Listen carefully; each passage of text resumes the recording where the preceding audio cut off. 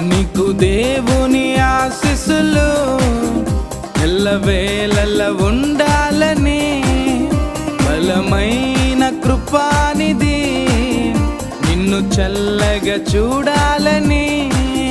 నీకు దేవుని ఆశీస్సులు ఎల్లవేళల ఉండాలని, బలమైన కృపానిధి నిన్ను చల్లగా చూడాలని.